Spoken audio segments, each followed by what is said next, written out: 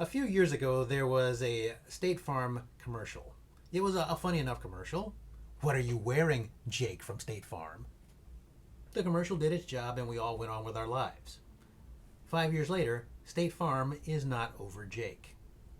About a month or so ago, State Farm introduced a new Jake from State Farm.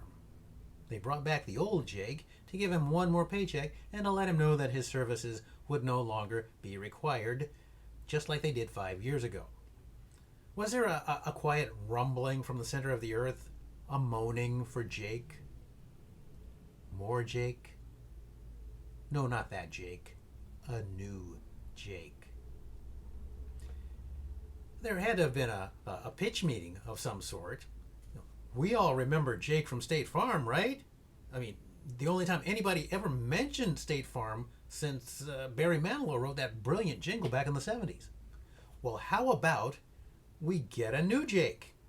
A better Jake. All fine, but how do you make Jake better? Could he be taller? Cheaper? I know. Brown.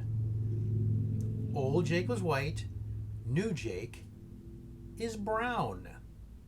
In 5 years, Jake can be a woman. 5 years after that, they, them. And then a plus-sized Jake. And then Gecko Jake. The only people I think are truly excited to see the return of Jake from State Farm would be the two Jakes, their two mothers, and their two agents. Because every insurance is looking for their own flow. You know, classic Jake was not flow.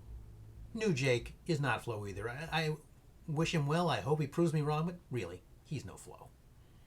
Here's a bit of wisdom that I give to all of my actor friends. You will not be the next Flo. There is only one Flo. There are, however, at least two Jakes. They're always looking for a new Jake. You could be the next Jake. Be that Jake, get that paycheck, and wash your hands, you animals.